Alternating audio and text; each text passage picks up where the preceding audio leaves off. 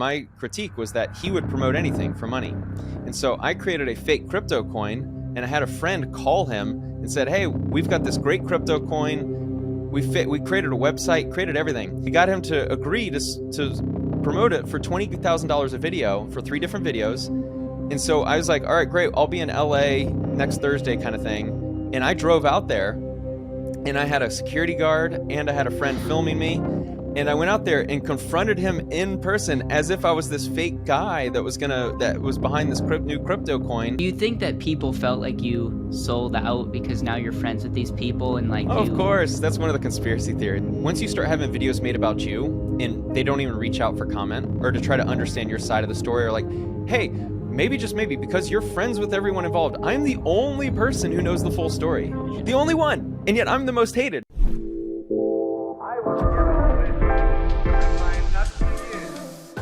Spencer, welcome to the BetterWealth Show. I hope you ask some really tough questions, like the hot seat, financial hot seat. I'm excited to have you on here, and this is what I'll have to say. I just have to give a little bit of background. So I'm starting this YouTube channel. I don't have a huge channel at the time. Don't have a huge channel now. And you were one of the videos and people that I started watching, along with like CoffeeZilla and some of the other finance creators. And what I loved about you is you have always seemed to be quite balanced. You were like, hey, you'll share, like you'll go after people, but you always will share the other side. And I think sometimes that can get you in trouble because people are like, well, you should choose one side, not the other. But I'm like very, very grateful for how you think. And I believe that has the reason why you've scaled your channel, and you are the anti-guru guy, as some people suggest you as, and you make a lot of videos around a lot of different topics, whether it's real estate, whether it's Robert Kiyosaki, whether it's gurus out there, whether it's just the news, and you really break things down, and you've done a phenomenal job. And so it's an honor to have you on this show, and I'm just excited to get to know you a little bit better and how you think. I very much appreciate it, because that's something that I've always tried to be, as someone that understand the nuance of life. I think all stories, it's a cliche, all stories have 3 sides. And I've just seen on social media that so many people are incentivized to take one side and ignore the other. And it'll rile up a fan base. I mean, politics is, of course, like the best example of this. So you get all the internet points for your audience. But to me, I don't want to live in a world where someone will look at a story and they only look at one side and they don't even hear the other side. Because if you're ever on the receiving end of someone making videos about you or headlines about you, and you're to be the bad guy, or in some cases, someone sees one news story, and if you think about the news, like a New York Post or the New York Times, like someone might make so much content about you and they never even reach out and ask for a comment. I mean, imagine that. And so I think there's been a few moments in my career where I've made videos about people and it just, everything made sense. I read a lawsuit, or I saw a headline, or I read a news article, and that was the bad guy. And getting to know that person, it made me realize, there was actually a lot of flaws in my line of thinking. And so over time, I've done a better job at understanding, always keeping in mind that even if you see one news story about someone scamming or defrauding, until you hear their side of the story, or until you try to better understand the full picture, I don't think it's ethical or moral to, come out and really label them as the bad guy.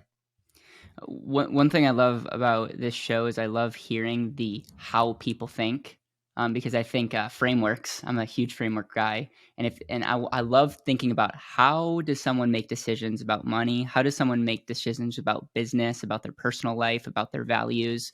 And one of the things that I love is just understanding people's backstories.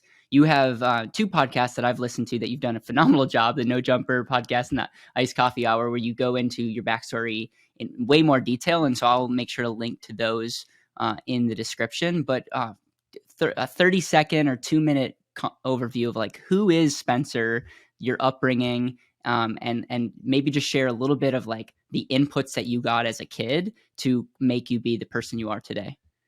I feel like I was raised by the best parents. Like, I love the certain strategies that they use to raise me, and the certain, I guess, personality traits that I've been able to gain through them. Now that I'm older, I can appreciate it because I've seen what they've done with me. I grew up in Kennesaw, Georgia, nice suburb of Atlanta. Went to Georgia Southern University. That's where I graduated, and worked in sports for many years. Then decided to go into tech.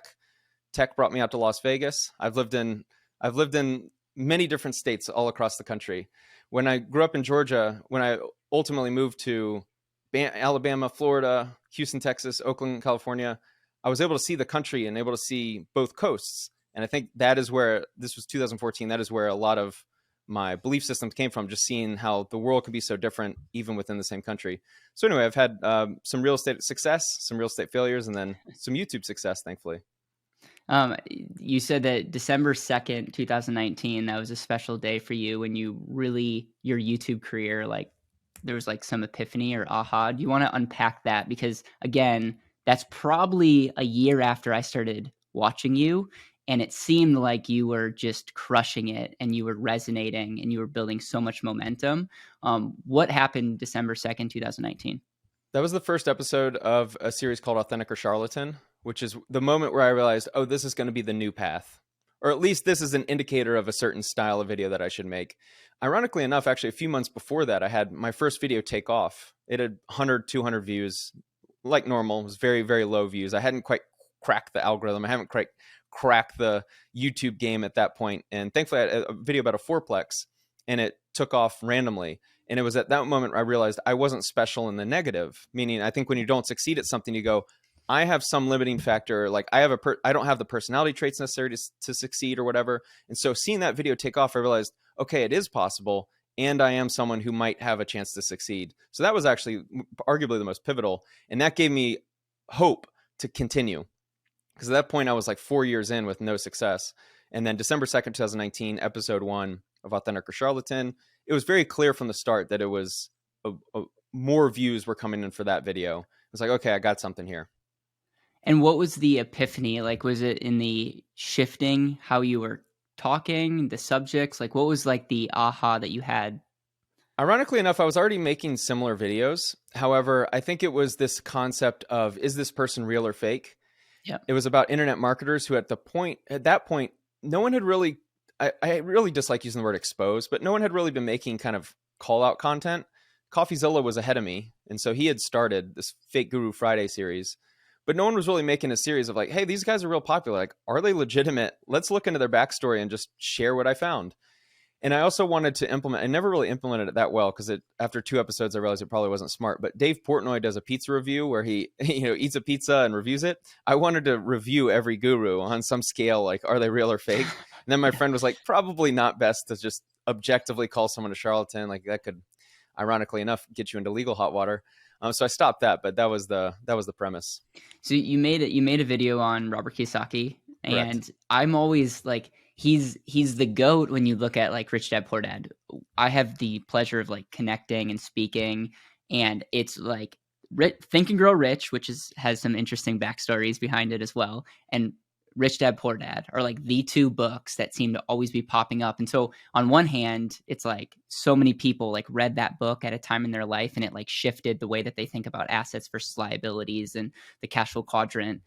And then when you actually start unpacking what Robert Kiyosaki's done since then, renting out his name and some of the things that he's been a part of, very, very, very eye-opening. And so any comments, or like, I know you did a good job in that video to lay out like your love for his book, and then some of the reasons why he's gotten himself in trouble. Did that video, like, was that the one of the videos that helped you take off? Yeah, And that was episode 2. did you hear anything about, like, did they reach out to you, or did you get any flack from that because he's such a beloved person? No, not that I remember.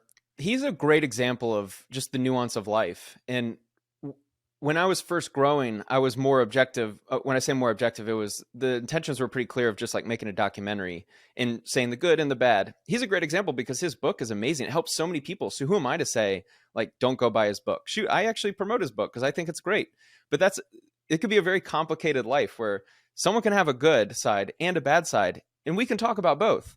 But unfortunately, YouTube's getting to a point where you only want to hear the bad side. And if you, oh my gosh, if you say one good thing about that guy, it's like, cancel that guy.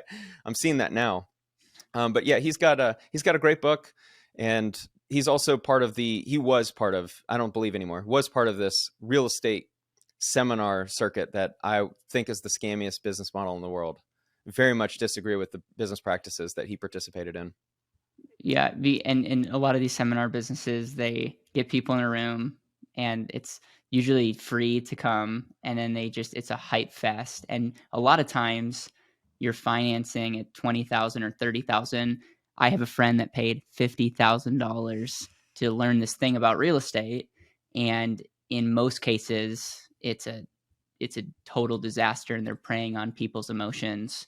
And I'm not Absolutely. sure why they're still going on, because I still see seminars to this day that do this. And my whole thing is, if you're teaching money and you're now needing credit card processing, or like a really get a way to get them to finance the deal, man, I think that should be a check in someone's spirit, or whatever you call it, to say maybe this is not the right thing.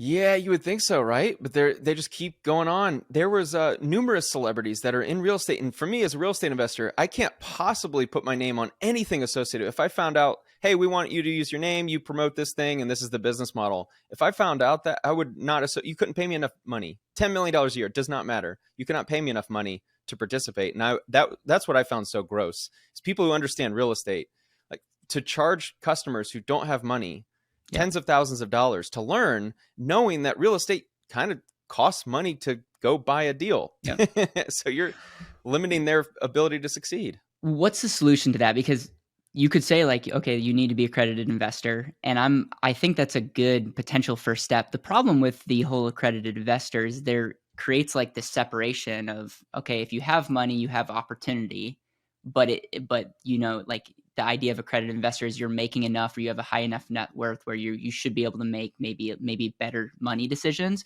But what do you think, there's a certain law or something that could be in place that could protect the little guy without them just missing out on investing or entrepreneurship, or some of the principles that have helped you and I, live a 1% life? I feel like that's a very nuanced conversation, because now you're bringing in personal responsibility, which is tough, because I was raised to be responsible for every decision I make. Yep. Even if someone scams you, it's still your responsibility, because you Yep. made the choice. So yeah, in regards to investing, I think that's a totally different conversation. If you're speaking about like the seminar business and keeping them from spending credit card money, I'm sure that, yeah, there's something there. As far as investment, I think I'm not sure how to answer as Well, far just as even a like law about investing. what about like a $5,000 self-help seminar? Like, you've heard from some people, or at least I have, that it's literally changed their life. Right. I know people that make millions of dollars that go to those seminars.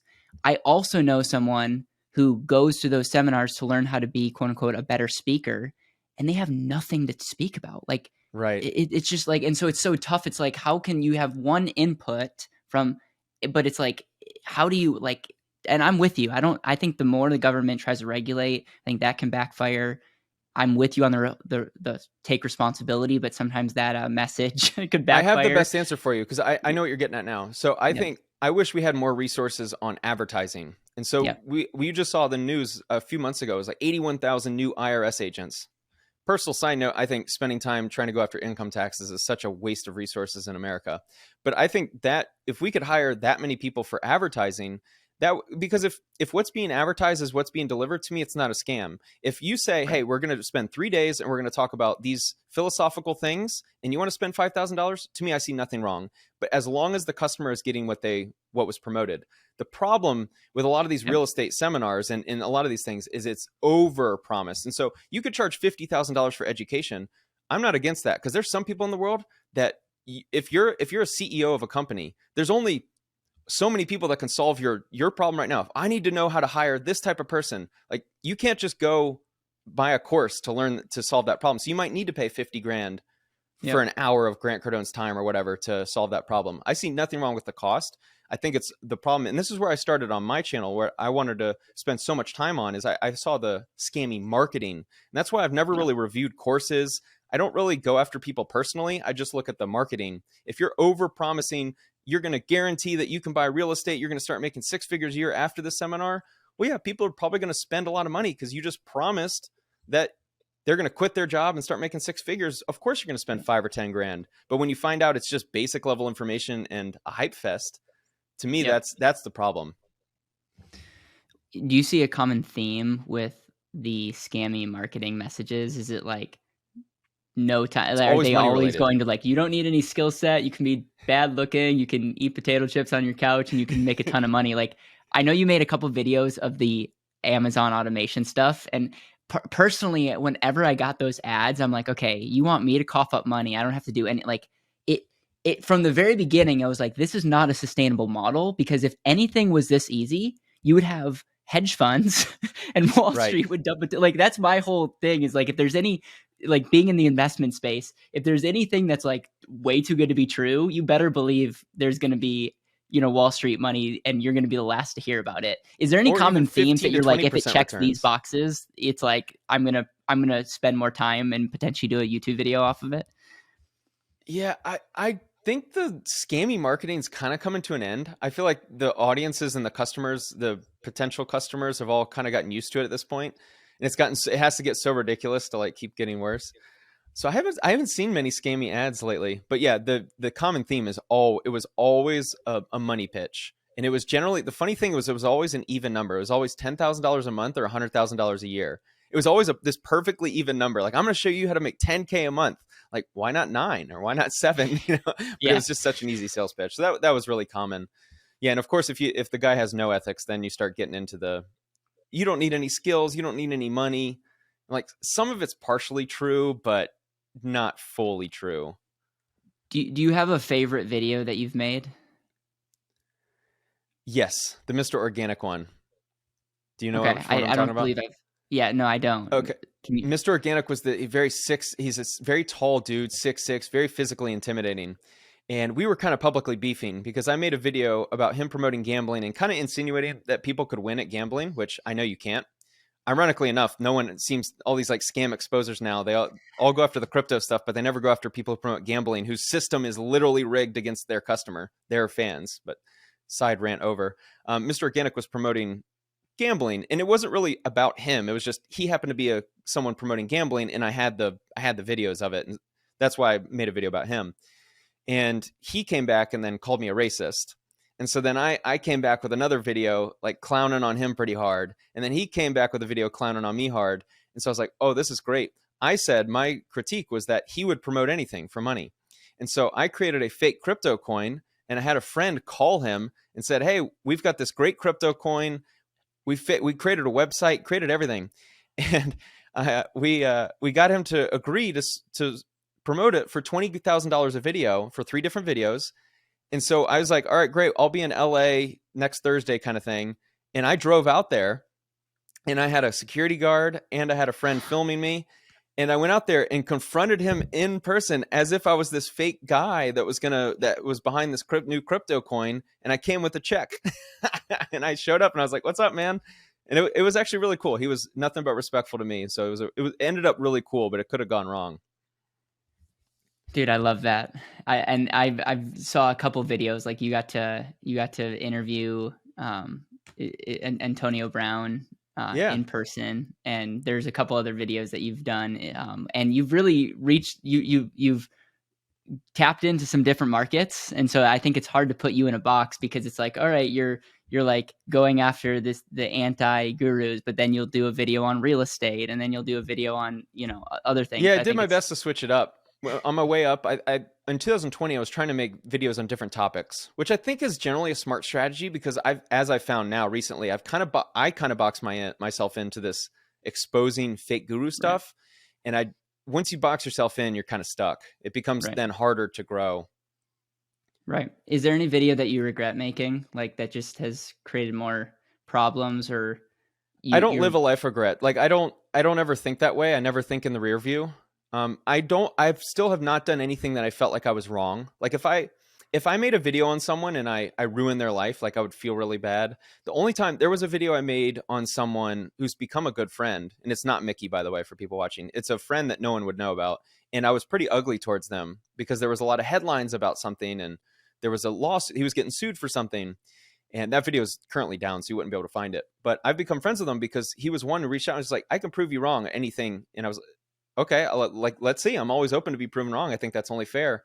And he proved me wrong with a lot of stuff objectively. And that was one that I still kind of felt a little bad, because now that I've been on the receiving end of like hate, yeah, if I felt like I was the facilitator of hate, and by the way, this guy's not big on social media, so I don't really think he was that hurt. But in his community, a lot of people watched the video and they were reaching out to him. So like I kind of felt bad for that. Yeah. Of course, like the FTX video is the one that I don't regret making it because I still have the same opinions, but it was Yeah. one of those that just the response was far different than I expected. And so from it, you have like a what I believe was right is I made a video this way and I still have no regrets. But from a business, sometimes the business side, you go, if that is damaging, you just don't do it.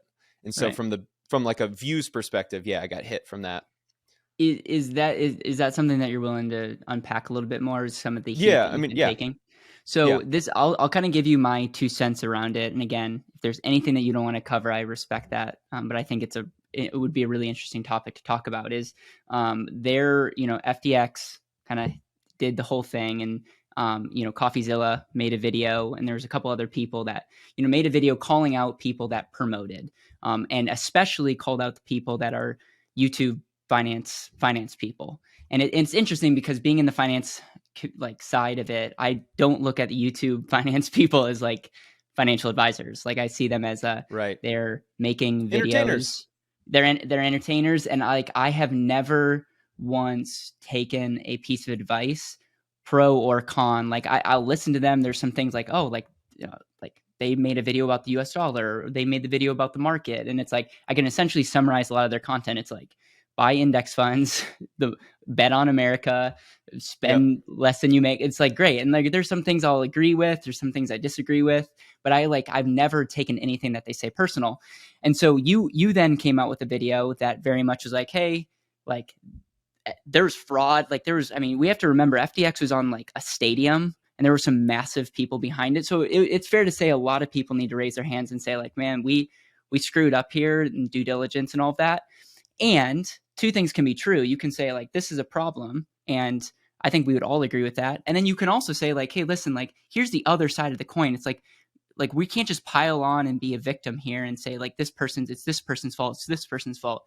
And so I watched what you watched and didn't think anything of it. And then knowing that you were going to come on the show, I started doing some research and I was like, man, you struck a chord with some people. Public enemy number one to some people. Yeah. So all that to say, I wanted to give you my 2 cents of like, I feel like I want to be as objective as possible. I don't want to just be like on your side because you're on the show with me, but like I tend to be more neutral. And I was a little bit taken back by how much heat you've gotten, but it might just be because of how you built your channel. You're like attracting the already critical people, but why don't you unpack of like what you're going through, and is there anything that you would have changed in the last couple of months and how you've responded, knowing what you know now? Optically, I'm always going to lose that battle because you have a situation where there was fraud and I'm the channel that calls out influencers who promote fraud. So of course the people who influence, are the bad guys here. I was just upset I was logging into YouTube and I just saw so many people that were spending all their time on this like small group. And the way I see the world is I always try to like understand the full picture. And my whole point from the start is like, my friends are partly guilty in this. Of course, they influence people to sign up and lost money. Like I've never disagreed with this. My point is that so many people are targeting these like small potatoes. And the other day there was actually news that $7 billion was recovered from FTX. I don't know if you saw this, but like I'm actually really curious to see like when the numbers, if they ever come out, like how much money was lost and who influenced the most. Now, unfortunately, that number will never be known. But the point I was always trying to make is like on YouTube, we think we're kind of bigger than we are, but we're such small potatoes in the whole grand scheme of things. Like Logan Paul is a perfect example. On YouTube, he was public enemy number one to 10 million people. And it felt like Logan Paul's career is over. That dude did not get hit once. Like when CoffeeZilla made the trilogy, that dude has blown up since. He's like with Prime. Anyway, point being that like outside of YouTube, this small little YouTube world, the world is so much bigger than the little circle where we exist within. And so my point with the FTX is just that there's a much bigger story here that you can blame these finance YouTubers by all means. Like they influence people to lose money. Of course, make videos about that. But it just felt like I could sense that the reason people were making videos is because they were getting all the views and clicks by being like, I'm going to go at these guys, but you're not really being a full journalist. Like you're not telling the full story. And that's the angle I was coming from mostly. And unfortunately, people just kind of misinterpreted it. Do you think that people felt like you sold out because now you're friends with these people and like Of course, that's one of the conspiracy theories. It was so funny, dude. So many people thought I got paid. And so the irony of that video is CoffeeZilla is someone I respect the most on YouTube. He is absolutely pivotal to my success. And I I disagreed with him in some of the video. So people were calling me biased. It's like, I actually disagreed with the one person I respect the most in the same video. You're calling me biased. I'm like, no, I'm not biased in any way. But yeah, man, just because I'm a part of the same agency, so that people had this belief that I was like told what to say, or a lot of people had this too. This wasn't just like a few conspiracy theory people. This was like a lot of people legitimately thought that because I'm in the same agency, I can't say certain things, but that's just not true. Right. Right. And I also think, for better or worse, and you're experiencing it on a micro scale from a standpoint of what some people experience, it is like people can now use your name for clicks. Yeah. And It's a it unique seems like, position. I don't know if this is true, but it seems like CoffeeZilla is like like, no one, I don't know of a lot of people exposing CoffeeZilla, but it seems like all the YouTube channels like mine that have like 10,000 subs are like, will do anything to like, it seems like Meet Kevin is another one of those people that they just love to make videos about. And again, the same thing goes, like, I take a step back and be like, man, I respect the hustle, and I don't agree with everything that he says, but that doesn't make him a bad person, doesn't make me right. It just is like, you can have differing opinions, Yeah, and it definitely it's okay. changed my YouTube life in the positive in some sense, and that is once you start having videos made about you and they don't even reach out for comment or to try to understand your side of the story, or like, hey, maybe just maybe because you're friends with everyone involved, I'm the only person who knows the full story. The Yeah. only one. And yet I'm the most hated. It's like I it's just so funny. And the problem is with YouTube, you're just not rewarded for telling Yeah. maybe the truth. It's Yeah. yeah, you're in this like this certain niche, and if you feed the audience what they're wanting, then you get Yep. rewarded with all the points. But if you don't feed them with what they're wanting, you then lose all the points, even if you're the one who's right, which is Yep. really unfortunate. It, and politics is the same way. It's like Yeah, you very, like, now it's, if you are like in the middle of the road, like conservative or a little bit liberal, and you're like, you're looking at both sides, like, you're making no friends. It's like no none. friends. It's like you, and I would like to say that I have differing opinions across, kind of across the board. But you would be way more incentivized being far left or far right. And that's where I don't know why it is like that, but it seems to be across the board when you look at financial strategies, when you look at politics, when you look at faith topics. Do you have an idea of why that is? It's just, Yeah, absolutely. It's because the algorithms favor echo chambers. there you Because go. once you have shown to the algorithm, I listen to everything Biden says, let's just say. So now anything that's pro Biden is probably going to be in your feed. Flip it over to pro Trump or pro other side or whatever. Same thing with finance. If you're only in the exposed space, then you're only going to get fed content that kind of plays into that. That's my belief. I think I believe I'm correct on that too. Yeah, the criticism I saw the other day from you was, all you care about is the algorithm, and you care about the algorithm over people. And I believe you've probably, you know who Daryl Eves is. I've read his book, Absolutely. and you're following his advice way better than I am. But it's, and I'm also a fan of Gary Vee, which I know that could be strange, but I love how he, like, the candor of which he talks about, and he pretty much says, like, the market will tell you, what is relevant and all these things. And so, in a way, is that very much what you meant by saying, like, hey, I'm going to make videos based on what the algorithm likes, which means it's going to help a bunch of people because people will want to watch my video for watch time? Is it like, were you just taken out of context from a standpoint of, Oh, like, absolutely. The problem with with people is whenever you're in an environment where you're getting criticized or the people want to find something wrong, they'll spin your words and not try to understand where you're coming from. These people who criticize me with that point is they don't understand that this is a business for me. I'm getting sued. My legal bill last month was $12,000. I made $4,000 from AdSense. If you understand business, I have $4,000 a month in expenses too that are just in producing the videos, and so I'm break even on AdSense and my expenses. And then you add in $12,000 in legal bills. Where does that money come from? If I keep making exposed videos that get 3,000 views a video, but those 3,000 people are so happy because, like, yeah, he's exposing people, then I'm out of business very quickly. And so they don't seem to understand that I'm in the business of making money. That is what business is. And if I and yeah, there's like a sub part of this which I do enjoy making, kind of this exposed stuff, because I do think it is very beneficial. But if the views start dropping by half in exposed content, but I can make other videos that get double the views, that's the only way to stay in business. What they don't see is that my legal bills, I've spent $50,000 more this year than I've made. 50,000. The average income in America is like 50,000. We're at April 17th. In 3 months, I've spent 50,000 more than I make. So how am I making money? So what's really frustrating is people don't see that part. I'm fighting to stay not in debt. Yeah. I'm fighting to pay my bills. So Yeah. I have to do what's best for my channel. And these people who get really upset are super annoying, because if you want me to expose people or make bigger videos that calling out the scumbags, well, I need to stay in business. Yep. Yep. None of these people understand it. It's like, but that's the problem, is if you're taking advice from non-YouTubers who don't do YouTube, then it's like, Yep. so yes, I very Or much people got that taken don't out of understand context. business. I mean, you Oh can yeah, have that too. you can have an amazing heart. And I have this framework in business, which we'll get into frameworks in a second. It's called value leveraging. I believe every great business needs to provide value, and a value is either through a service or a product, and not all services or products are created equal. Hence why you have some famous people versus some non-famous people. But it's like, okay, you need to provide value, which you need to know like who your audience is, what problem do they have, and how do you solve that. And part of your clients are actually advertisers, and they're looking. So it's kind of a unique space, but then you need to leverage that, and leverage is the person that can have value and amplify that value will have influence, have money. And the number one big mistake that people make that are our age is they love the leverage aspect. They want to go viral, all these things, but they don't have a foundation, or they don't have substance. And so, leverage actually just exposes them. And you've probably made videos of people that were genuinely good people, and they use leverage a little too quick. It exposed them, and they just kept going with it, and it became an issue. But vice versa, like we need to understand that money follows value, and the moment we stop producing value is a moment that we will that will be a problem in business. And so I don't know if you have any comment on that. I would like to shift to how you think about money, but is there any final words as it relates to this season that you're in? You mentioned lawsuit.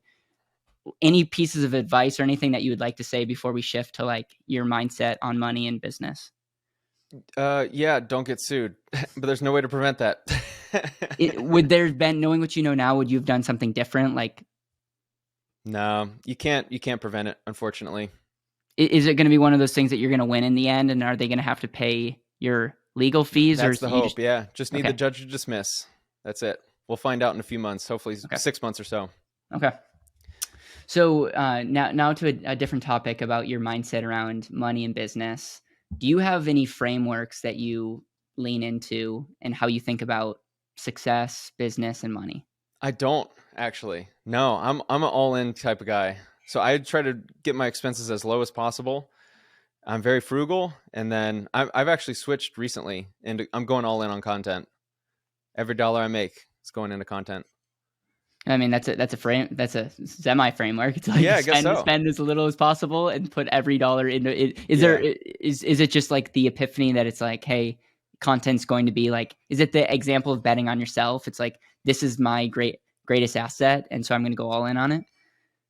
Thankfully, from the lawsuit, I've had a lot of dark nights. Like the last 6 months have been brutal for me, just because my legal bills have been more than I'm making. And I log into YouTube and I see ugly comments about me, and just it has not been fun. So I've realized what I don't want. And what I don't want is a life full of stress. I don't want a life where I'm wondering how I'm going to pay my bills and in debt. But what I realize is what I do enjoy, and that is creating. And what I want to shift to is original content. And so I've been making videos about fraud stories, fake gurus, scammy marketing, all that stuff, which is cool. But I have a new channel that I'm starting, and I'm super excited for it. And I felt alive for the first time in probably over a year.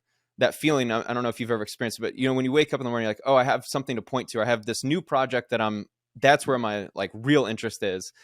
And so I made the decision because I think that's going to be the life I want to live.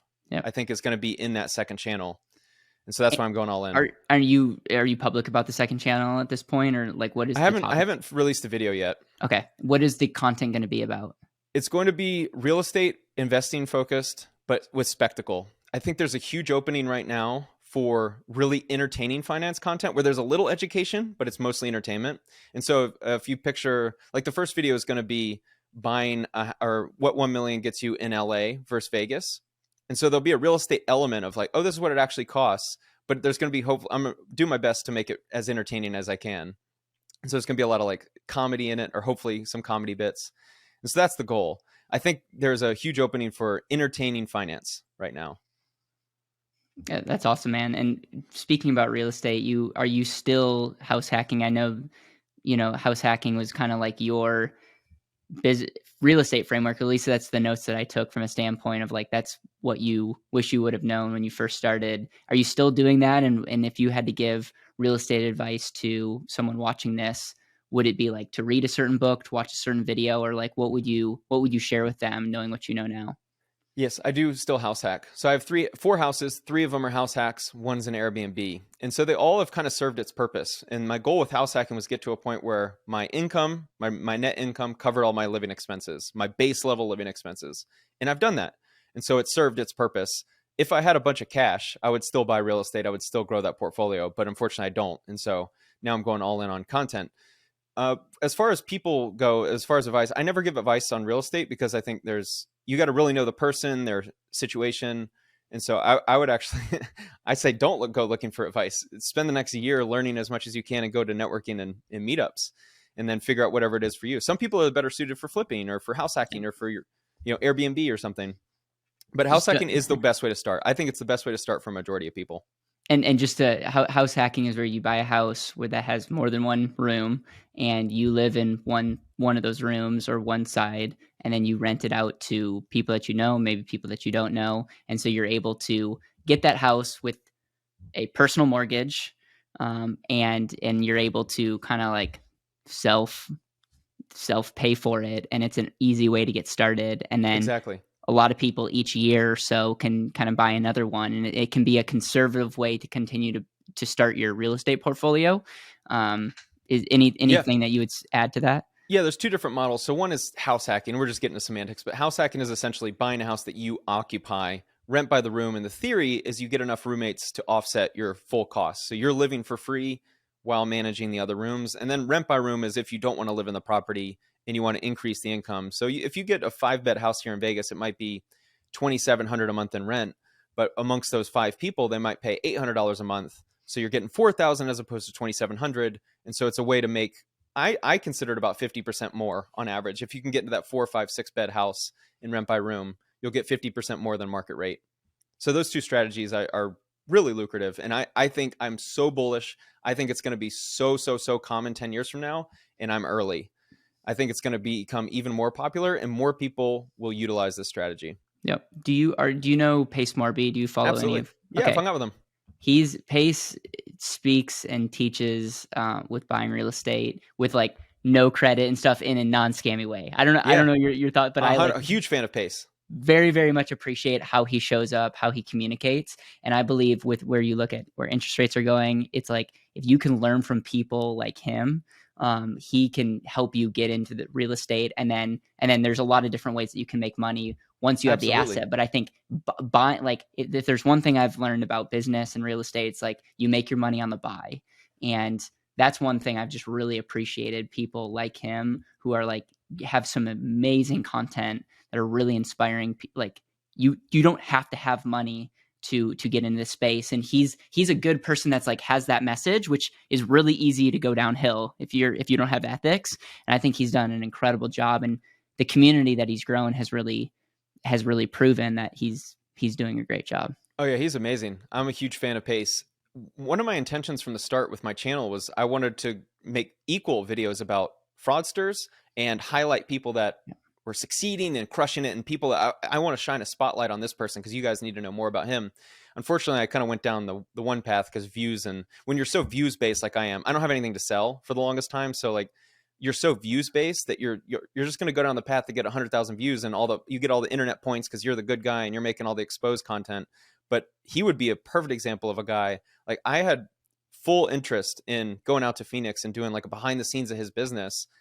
The problem is it just won't get the views. So like the cost to me to go make that video, I don't have anything to sell. Like theoretically, maybe an affiliate deal with his course, but that's not really my audience. And so it was really tough because I really wanted to make those videos because I find him to be so helpful.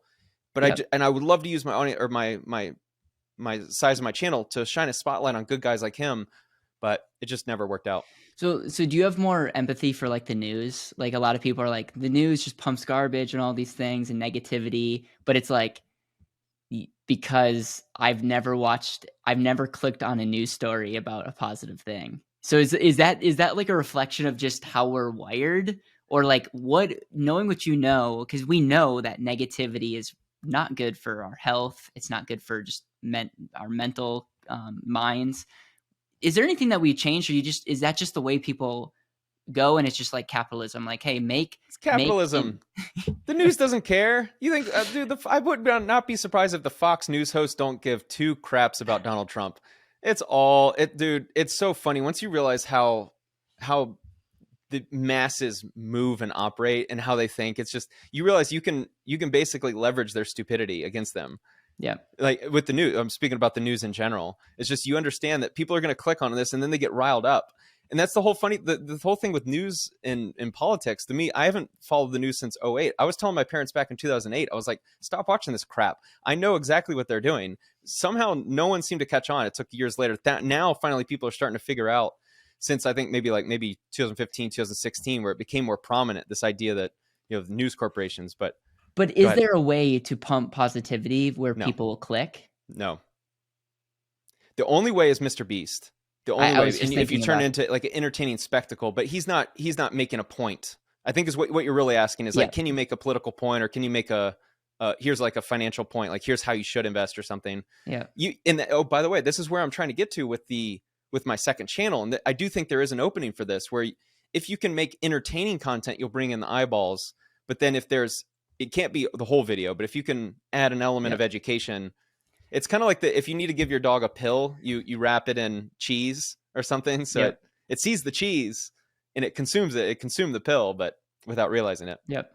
I think when it comes to what you're doing on your second channel, entertainment, I think the person that can be entertaining and people are watching, and can give good information. And I think you do that just by default of like you script out your videos, which I have a ton of respect for, because it takes a lot of work to do. Sure and does. you intentionally make your videos probably shorter, to make it worth, like, I just never felt like my time is wasted watching your videos, and that's because it's intentional. Hence why you have a lot more subs than I do. Because I appreciate that. I win the majority of my videos, and it shows. Yeah. I always kept that in mind, because there were times where stuff would feel bloated. I'm like, this is not essential to the video, and so I'd remove it, even though it would help my watch time.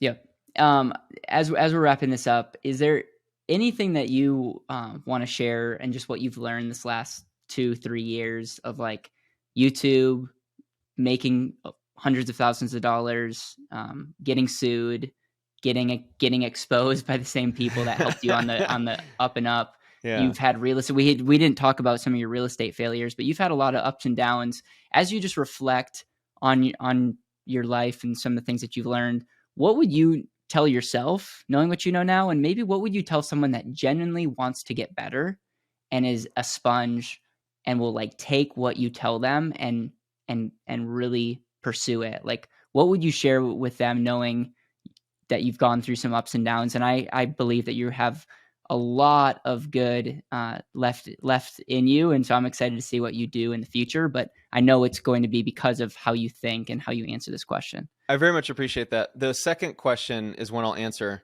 and that is the quote, "Seek first to understand, then to be understood." I wish, if I had ultimate level of influence on the world, I just wish I could promote that belief. And I found that there's a lot of awesome people that have this belief system, and most people adhere to this, but there's still a very, very large portion of the people around us that just spend some time trying to understand where people come from. That's what it really bothers me, because like most of politics and most of these conversations around tough topics about gays and trans and politics and finance stuff and homelessness, like a lot of this is just try to understand people first, and try to understand where they're at or where they're coming from, and then judge them. Like if you find out everything that they believe and you try to understand their position, then you still believe the opposite, totally fine. But at least you gave the effort to understand.